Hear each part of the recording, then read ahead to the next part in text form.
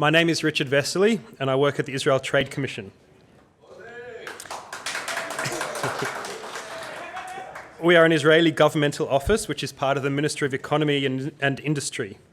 We're responsible for the enhancement of bilateral trade and investment between Israel and Australia. I'm personally responsible for sectors including fintech, cybersecurity, homeland security, amongst many others. During this session, we'll discover why the Israeli cybersecurity sector is a world leader and how Australian companies and individuals can utilise the latest tech coming out of Israel. I've got a story before I start. A few years ago, one of my friends told me that he changed his Gmail password to incorrect. I was intrigued, so I asked him why. And his answer is something that I'll never forget. He said, if I ever forget my password, the computer will just tell me, I'm sorry, your password is incorrect. He thought this was ingenious. I'm not so sure about that. We now know that there is much more to security than a solid password, but I think a solid password is a very good start. So now let's look at the Israeli cybersecurity ecosystem. Israel, as you know, is a very small country. It's about 1/3 the size of Tasmania. We have a population of 8.2 million citizens. We may be a small country, but we're an extremely advanced economy with a GDP of above $300 billion US, which equates to a GDP per capita of about 45,000 Australian dollars. Israel is a hub for innovation and was ranked first for innovative capacity by the IMD World Competitive Yearbook, first for R&D expenditure, which is 4.2% of GDP, number one for patents per capita, first for quality of science institutions, first for density of startup ventures per capita. We have the second best innovation ecosystem in the world, which is Tel Aviv. We're second for total number of startups, just behind Silicon Valley. And we're third for number of listed companies on the NASDAQ. Israel has about 82 listed companies and sits behind the US and China. For 25 years, Israel has been a dominant global player in the development of IT technologies, particularly in the area of cybersecurity. Already, by the early 1990s, Israel was leading the development of the first generation of cybersecurity technologies, including the first antivirus software and, of course, the firewall. In recent years, Israel has maintained its position at the forefront of breakthrough technological developments in the cybersecurity field, thanks to a unique innovative ecosystem that has flourished in the startup nation, or as I now call it, the cyber nation. To give you an idea of the Israeli cybersecurity industry, there are over 300 companies that are part of the industry. Just to put that into perspective, in 2013, there was less than half that amount. In 2015, the Israeli cybersecurity startups raised more than $200 million. This figure stands for approximately 15% of global investment in the cybersecurity sector. It's estimated that sales from Israeli cybersecurity companies represented around 10% of total sales in the global cybersecurity industry. And as we heard before, Israel is nowhere near 10% of anything in the world, I think. You can see that we punch well above our weight. Israeli cybersecurity products are used by millions of people around the world, as well as hundreds of thousands of companies, including all Fortune 100 companies. I'm sure there are a lot of people in this room who actually rely on Israeli cybersecurity technology in their day-to-day business.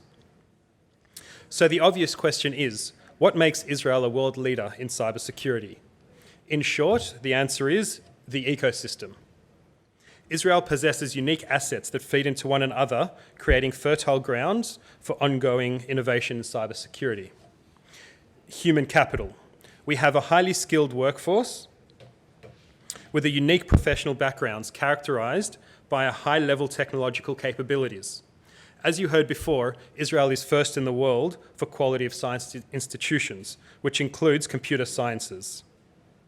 We have a strong drive to find solutions and, in many cases, practical experiences in the defence community. It is compulsory that every Israeli 18-year-old conducts military service, and the skills and knowledge they acquire during this service is often the foundation to a lot of the cybersecurity startups. Most of the graduates of cyber units, such as Andre, who you'll hear from on the panel, will join together with some of their mates from their old unit and open a startup as soon as they're discharged. We have a culture of entrepreneurship and innovation. The spirit of the startup nation is a powerful asset in the field of cybersecurity, which demands non-stop efforts to deliver breakthrough solutions, both in industry and academia, while facing experienced, well-funded, and industrious cyber attackers. The Israeli ecosystem has a culture of resilience. If you fail, try and try again. As you heard before, failure is not seen as a bad thing in the startup scene. It is a vital stepping stone to success. Israeli entrepreneurs have advanced problem-solving capabilities as a way of life. Often, as part of their military service, they are given a problem with the only command, solve it. They'll need to think out of the box and collaboratively to find a solution, and this mindset is continued in their companies today. We have a strong, flourishing industry base. The Israeli cyber industry does not consist of startups alone. It also includes of leading homegrown established companies such as Checkpoint and Imperva. We do have many young companies in the growth phase which play a dominant role in specific markets. These companies are innovative and nimble and can adapt depending on the market's needs. Israel has, as a policy, opened its arms to multinational companies, many of who have identified Israel as a global focal point for cybersecurity and have established R&D centres in Israel. Many of these centres are their first R&D establishment outside the US, and companies who have done this include PayPal, GE, McAfee, AVG, SafeNet, and more than 25 others. IBM recently announced the establishment of their Global Cybersecurity Centre, which is to be located in Israel. EMC have also their Cybersecurity Centre of Excellence based there too. To this fertile mix, add the government's support and commitment, delivered from clear goals of the government of Israel to develop the cybersecurity industry and the thriving market, which includes an array of incentives for Israeli and multinational companies, strengthening and broadening of academic research, establishment of cybersecurity agencies, these I'll elaborate on a little bit later, and supporting the development of human capital from an elementary school age. Did you know that Israel is the only country in the world where high school students can study cybersecurity for their HSC equivalent? All these points I mentioned above, and many, many more, are the reason that Israel is such a powerhouse in cybersecurity. This unique Israeli ecosystem is reflected in the government initiative that established CyberSpark, the Israeli cyber innovation arena in Beersheba, which integrates a broad spectrum of cybersecurity interests in one physical location. These include leading cybersecurity companies from Israel and around the world, such as EMC, Lockheed Martin, IBM, and many others. Leading investors and startup incubators, such as Jerusalem Venture Partners Cyber Labs. A breakthrough academic research centre, which is in the Ben Gurion University, which is known as one of the best computer science universities in the world today. An educational and training program specialising in cybersecurity, and the Computer Emergency Response Team, both national and governmental, has been moved there, including the CERT. As I mentioned earlier, many notable companies such as IBM, EMC, Deutsche Telekom, and Lockheed Martin have already chosen to establish centres in CyberSpark. Various governmental bodies are coordinating joint efforts to advance the CyberSpark initiative, including the provision of tax incentives as well as reduced costs for foreign companies planning to operate R&D centres and services, which will provide employment opportunities there.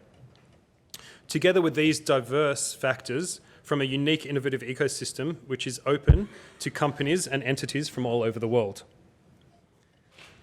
An important aspect of the Israeli ecosystem is the experience gained from collaborating with major multinational companies and the support for these collaborations that are provided by the government of Israel. This enables the consolidation of tailor-made solutions based on actual needs to maximize the economic and business benefits for future activities. An example of this foreign engagement is the signed agreement between Commonwealth Bank and Israel. I'm sure we'll hear a bit more about that during the panel. Another important player in the ecosystem is the Israeli National Cyber Bureau. The Bureau functions as an advising body for the Prime Minister, the government and its committees, which recommends national policy in the cyber fields and promotes its implementation. Alongside the Cyber Bureau, the State of Israel has also established a body called the National Cyber Authority. A typical cybersecurity strategy adopted and implemented by many countries and organisations, which almost exclusively tend to focus on cyber threat, cannot realistically be applied to Israel. Due to the borderless nature of cyberspace and the fact that there is no single technological or operational solution that can differentiate between good and bad communications, the National Cyber Authority has realised the best way to bolster the country's cybersecurity infrastructure is through a more holistic approach. This comprehensive strategy involves 3 distinct layers of cybersecurity. We're calling them robustness, resilience, and defense layers. If you build the first 2 layers in the right way, this will mitigate about 95% of all cyber threats. But there is still the remaining 5% where organisations are susceptible to what we call high-end campaigns. This is the layer of national defence, where we harness all our national security capacity to start dealing with the attack. So let's start with the robustness layer. Israel's cybersecurity strategy can be based on treating a human body from illness. Most of the time, we're not sick, we're robust. We wash our hands, we have immunisations to prevent us from catching other people's viruses, etc. In this layer, the government provides clean water, electricity for refrigeration, basic infrastructures along with incentives, awareness and guidance. But is the responsibility of the organisation to make use of what the government has offered in order to maintain its basic health. The second layer, resilience. This is an event-driven layer that enables organisations to snap back to good health. This involves information sharing and analysis of cyber attacks, as well as contingency plans at containing and recovering from the attack. Once you know about a vulnerability or attack, we're providing a systematic capacity. The hospitals, the health maintenance organisations, the Centre for Disease Control, if you will, to handle these threats or illnesses when they inevitably materialise, in order to gain overall normal functioning as soon as possible. The third layer is the defence layer. This kicks in once an attack in Israel is underway and is handled by the National Cyber Authority, which is responsible for the protection of critical infrastructure and national cybersecurity defence operations. If the head of the authority sees there is an attack, he doesn't care if the attacker is a criminal organisation, a terror group, or a specific country. He's focused on acting against a big campaign, against a mega event. Much like when you see the doctor with a cold, the doctor doesn't waste time, nor is he interested in finding out how you got the cold, the people who may have infected you, or the like. In the same way, the Cyber Authority doesn't waste time trying to determine who created this attack. The role is simply to neutralise the attack. In parallel, our national cyber agencies and the intelligence community focuses on who the attackers are and what to do with them. This is how all the major cyber players in Israel work together to create a healthy ecosystem. Lastly, Israel is putting a strong emphasis on international collaboration and knowledge exchange in cybersecurity specifically. This is why we've attached great importance to strengthening the relations with Australia. Briefly, I'd like to elaborate on some of these recent activities between our two countries. Earlier this year, Professor Isaac Ben Israel visited Australia. He founded the Israeli National Cyber Bureau and met with some key governmental officials that helped form the basis of the Cybersecurity Growth Centre here in Australia. As I mentioned earlier, the Commonwealth Bank recently signed an industrial R&D agreement with the State of Israel, and they're the first Australian company to do so and the first bank to do so worldwide. Telstra has also invested in Israeli cybersecurity through their investment in Israeli company's Imperium. Zimperium have technology solutions in cybersecurity for mobile phones, and I think Telstra is currently using them as a reseller. In July this year, we hosted the second delegation of Israeli cyber companies in the last 12 months.